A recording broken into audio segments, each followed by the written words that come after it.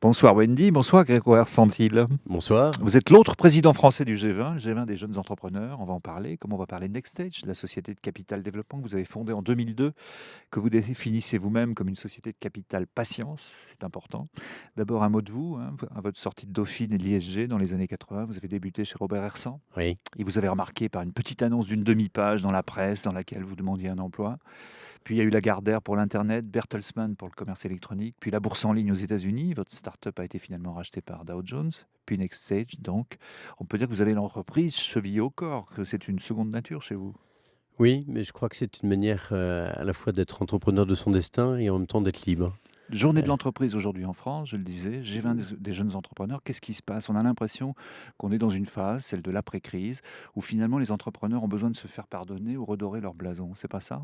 Ah non, je crois pas du tout. Je crois pas du tout. Je crois que c'est exactement l'inverse. On est plutôt dans une configuration de ce que j'appelle un moment schumpeterien, Oui. c'est-à-dire un moment de destruction créatrice absolue. Ça, Euh, pour détruire, on voit bien, hein. oui, mais aussi on crée. Et on crée parce qu'on est dans un bouillonnement entrepreneurial quelque part sans précédent depuis 30 ans en Mhm. France. Qui est très bien illustré par la création d'entreprises. Il y a eu plus de 550 000 dans la création d'entreprises l'année dernière. Le Cette succès de année, le l'auto-entrepreneur. succès de Mhm. l'auto-entrepreneur. Et donc, je crois qu'il y a un nombre croissant de Français, mais ce n'est pas spécifique à la France, qui finalement se disent, euh, parfois plutôt que d'être dans la fonction publique, qui est très bien, plutôt que d'être salarié dans un grand groupe, ce qui est très bien aussi, c'est pas mal d'être entrepreneur. Et au passage, il y a quand même en France, toutes catégories confondues, 4 millions d'entrepreneurs. Mhm.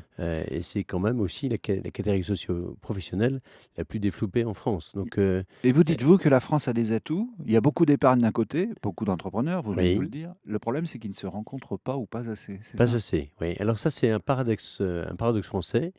La France, c'est le quatrième pays au monde en matière d'épargne. Mhm. C'est 17% du revenu Ah oui, qui nous est sommes épargné. des Ça fourmis, illustre pas des bien cigales. la peur de l'avenir et l'importance de préparer l'avenir. Et c'est 180, pour donner des chiffres, hein, c'est 180 milliards d'euros Mhm. qui sont épargnés chaque année. Et au total, en France, en 2009 par exemple, il y a eu 2 milliards d'euros au total seulement qui ont été investis dans tout ce qui est capital risque et capital développement. On préfère Alors que les financer la PM dette de l'État, oui. non, c'est qu'il y avait une priorité qui était de refinancer ça, mais si vous voulez, la même année, il y a eu 120 milliards d'euros qui ont été trouvés par les grandes entreprises du CAC 40 et par les banques pour se refinancer. 120 milliards qui correspondent à 40% de l'économie. Les Mhm. PME, c'est 60% de l'économie. Donc, si on regarde et si on met les choses en Il y a une perspective, disproportion là. il y a une disproportion et Ouais, en plus, elle est paradoxale parce que sur les 15 ans qui viennent de s'écouler, les PME, c'est 1,8 million d'emplois créés, bien sûr. alors Ouais. que il y a eu 300 000 emplois détruits par les grandes entreprises. Donc c'est plus intéressant d'investir là où on crée des emplois peut-être. Il y avait une façon de faire se rencontrer cette épargne et les nouvelles entreprises, c'est la création de fonds de pension. La toute récente réforme des retraites ne les encourage qu'à la marge, ces fonds de pension. Occasion manquée, vous diriez? Mais ce qui est sûr, c'est que non seulement il y a eu la crise financière, mais qu'en plus, les réglementations sur Bâle et Solvency ont fini par pénaliser tous ceux qui voulaient investir en fonds propres et en actions. Sauf qu'on a oublié en France, on ne s'est pas aperçu, que tous les autres pays anglo-saxons en particulier ont des fonds de pension, mais Mhm. en France, on n'en a pas. Alors Donc BAL, c'est résultat, pour les banques, Solvency pour les voilà. assurances, et donc elles auront forcément plus de fonds propres par la réglementation, ce qui va les contraindre à investir moins, quoi. Oui, absolument. Et Mhm. donc, du coup, on est dans une situation où, au moment où il faut qu'on accélère, et au moment où il faut qu'on investisse, au moment où les Coréens, les Mexicains, les Brésiliens, les Chinois investissent, et bien nous, on est dans une situation de ne pas le faire dans des proportions suffisantes, alors que c'est à l'évidence à la fois ça qui prépare l'avenir et c'est ça qui fera qu'on sortira plus vite de la crise Et qu'on créera des emplois et qu'on créera des un peu emplois. plus. Je rappelle un chiffre, hein, c'est intéressant parce que la France a 3500 entreprises intermédiaires, hein, de taille intermédiaire. L'Allemagne en a 11 700. Mhm. Le déficit commercial de la France l'année dernière, c'est 80 milliards de dollars. L'excédent commercial de l'Allemagne l'année dernière, c'est 180 milliards de dollars. Si vous voulez, c'est paradoxal. 70 ans après Ceci explique 1940, cela, d'après vous. Mhm. on a recréé la guerre de mouvement, bah, c'est les PME, c'est les entrepreneurs.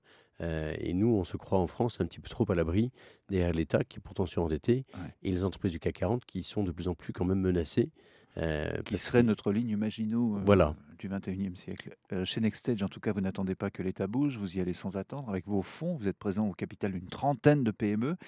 Alors moi, j'ai envie de savoir comment vous les choisissez, sur quels critères et sur quels espoirs, parce que vous dites que vous êtes une société de capital patience. Alors, on les choisit sur quels critères? D'abord, on les choisit sur les critères de la qualité des entrepreneurs. Mmh. Heu, notre métier, c'est pas de racheter des entreprises, notre métier, c'est s'associer À leur à des développement. entrepreneurs exceptionnels. Ouais. Et ensuite, si la plateforme qui est constituée par l'entreprise a une solidité suffisante, ensuite, c'est de les aider à accélérer la croissance. Et notre objectif, c'est de les aider en général à multiplier par 2, multiplier par 3 la taille de l'entreprise, sur une période entre 5, 6, 7 ans. Voilà, c'est ça qu'on cherche à faire. Et tous secteurs confondus? Et Vous n'avez pas t alors tout secteur confondu, oui, parce que nous, on considère que, en fait, c'est plus la réflexion sectorielle qui compte, c'est les tendances de fond. Mmh. Il y a 4-5 tendances de fond auxquelles on croit beaucoup. La dissémination d'internet, il a fallu 15 ans, Bien sûr. pour Mmh. passer de 0 à 1 milliard d'utilisateurs. Dans les 5 ans qui viennent, on va passer de 1 à 5 milliards avec l'internet mobile. Il y a l'économie et la demande, alors qu'on était au XXe siècle dans une économie où on était propriétaire parce que c'est la consommation de masse, la production de masse.